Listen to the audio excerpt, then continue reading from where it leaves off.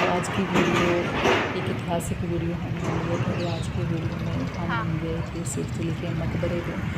तो आज की वीडियो में हम बात करेंगे शेख चिल्ली का नाम चिल्ली कैसे हुआ और वो शेख चिल्ली जो थे तो वो किन के शासनकाल में थे और इनके शासनकाल में ये किन के गुरु थे, और ये सारी बातें हम आज की वीडियो में करेंगे। तो अंदर एक बहुत ही पुराना एक पुरातात्विक संग्रहालय बना हुआ है।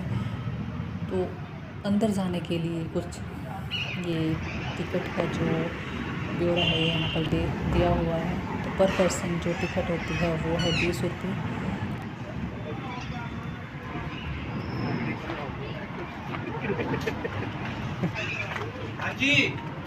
एक ऐतिहासिक स्थल होने की वजह से यहाँ पर स्कूल के और कॉलेज के बच्चों का ट्रिप भी लेकर आया जाता है।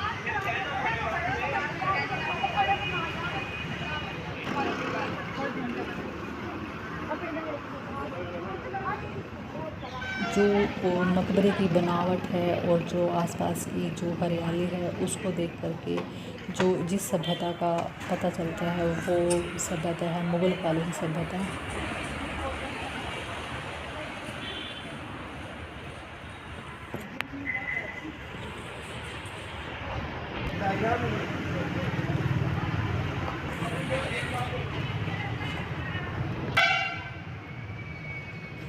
शेख चिल्ली का मकबरा हरियाणा की एक ऐतिहासिक जगह कुरुक्षेत्र से लगभग 6 किलोमीटर की दूरी पर स्थापित है।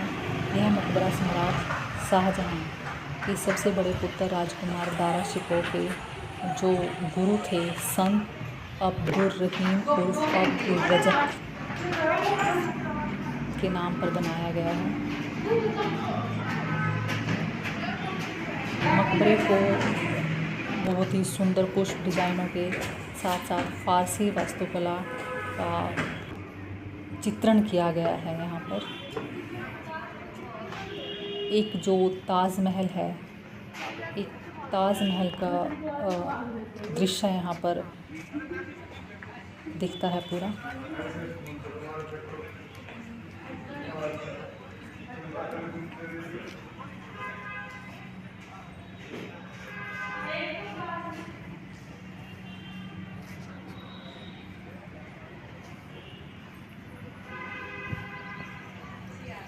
इस संग्रहालय में कुषाण काल, गुप्त काल, वर्धन काल, राजपूत काल, सल्तनत काल और मुग़ल काल, इन 6 कालों के जो के समय पर जो चीज़ें जो वस्तुएं प्रयोग में लाई जाती थी उनका यहाँ पे संग्रह किया गया है।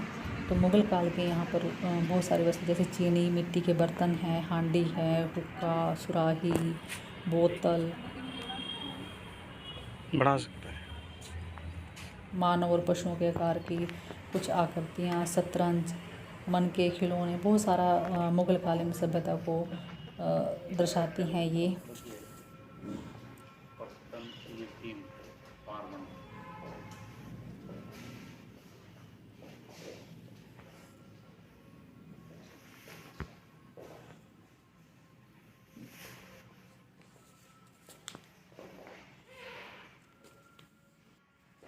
इस खूबसूरत परिसर में शेख चिल्ली की कब्र उनकी पत्नी के साथ बनाई हुई है। शेख चिल्ली के मकबरे में लाल बलुआ पत्थर से निर्मित एक मस्जिद, मदरसा, लॉन और एक पुरातत्व संग्रहालय जो मैंने अभी दिखाया था वो बना हुआ है।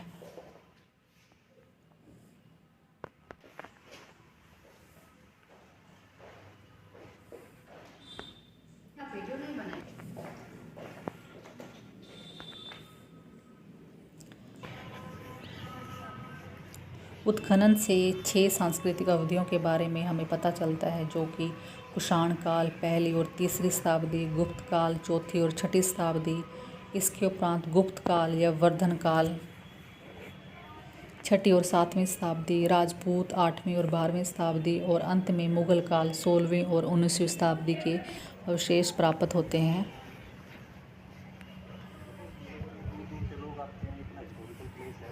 यही वो स्थान है जहाँ पर जो शेख चिल्ली हैं उनकी पत्नी के साथ उनकी यहाँ पर कब्र बनाई गई है।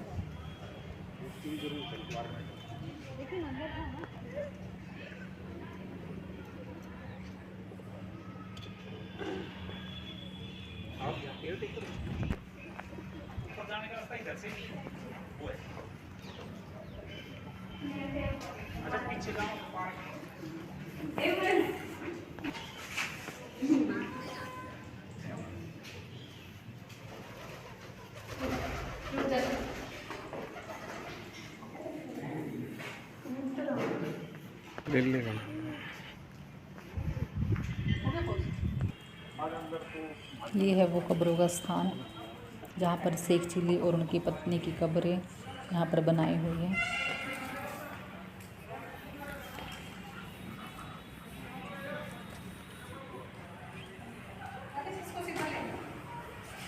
चलिए बात करते हैं शेख चिल्ली के बारे में। उनका नाम चिल्ली कैसे पड़ा।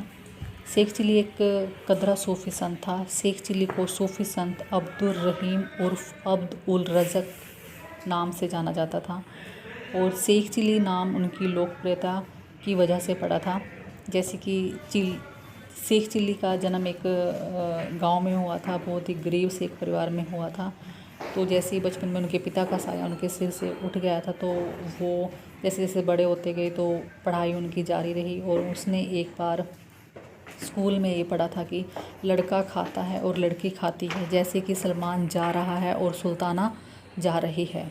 एक दिन एक लड़की कुएं में गिर गई। उसे देखकर शेख चिल्ली दोस्तों के पास जाकर कहा वह चिल्ली रही है, लेकिन कोई उसकी बात समझ नहीं पाया। उसने सभी को अपने साथ कुएं पर लेकर आया तो कुएं के पास देखा कि एक लड़की कुएं में गिरी पड़ी है और वह चिल्ला रही है। तो उसने स्कूल में ये पढ़ा था कि लड़की जो होती है वो रही है, मतलब स्त्रीलिंग और पुल्लिंग की जो बात है, चिल्ली रही है, लड़का चिल्ला रहा है, लड़की चिल्ली, इस तरह से उन्होंने, तो यही बात कहने के बावजूद वहाँ पर वो बार बार चिल्ली रही है, इस तरह की बात किया जा रहा था। तो उनके दोस्तों ने इसी वजह से उनका जो शेख चिल्ली नाम इसी बात की वजह से पड़ा था।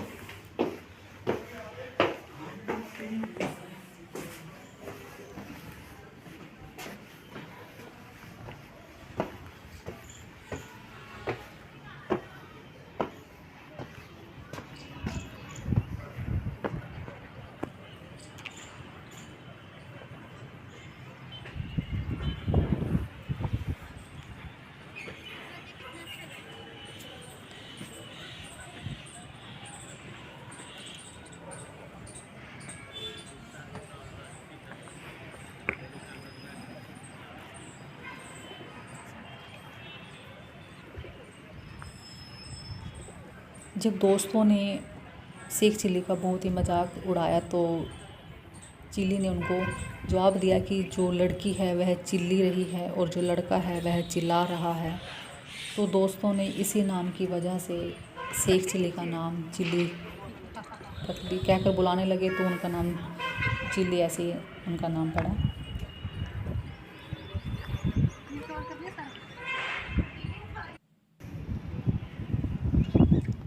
ये जो आपको दिखाई दे रही है हर्ष का टीला। हर्ष का टीले के उत्खनन द्वारा प्राप्त अवशेषों से लगभग 2000 वर्षों से भी अधिक समय के इतिहास के विषय में यहाँ पर बहुत ही महत्वपूर्ण और रोचक जानकारियाँ प्राप्त होती हैं।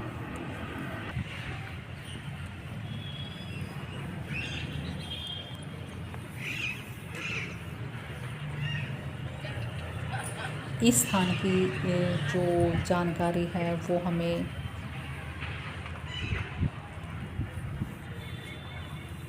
हर्ष के टीले की जानकारी हमें संस्कृत कवि जो थे बाणभट्ट ने अपने ग्रंथ हर्षचरित में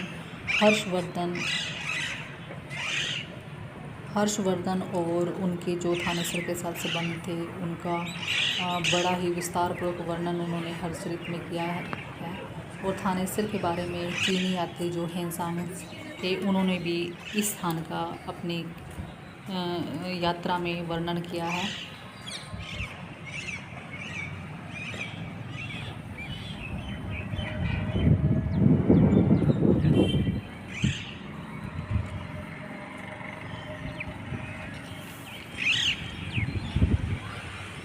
पौराणिक मान्यता के अनुसार यह क्षेत्र सरस्वती नदी के दक्षिण के उत्तर में स्थित है।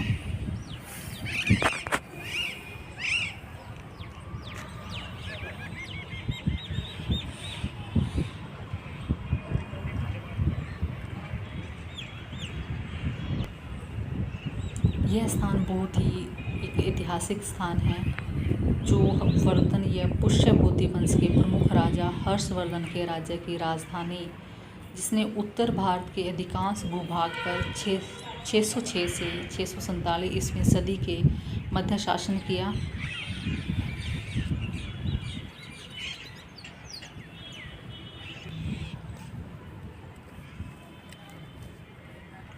यहाँ जो पुरातात्विक संग्रहालय बना हुआ है, वहाँ पर इतिहास, बहुत ही ऐतिहासिक वस्तुओं के बारे में हमें जानकारी प्राप्त हुई है। जैसे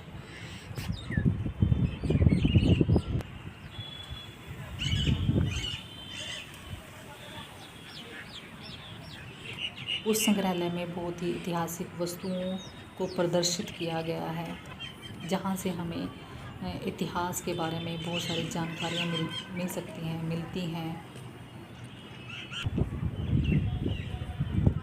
इस मकबरे का जो खुलने का समय होता है वो है 10 बजे और शाम को 5 बजे तक खुला रहता है, और इसकी जो टिकट है वो है 20 रुपये। तो अगर मेरी वीडियो आपको अच्छी लगी हो तो मेरी वीडियो को लाइक करें, शेयर करें, सब्सक्राइब करें।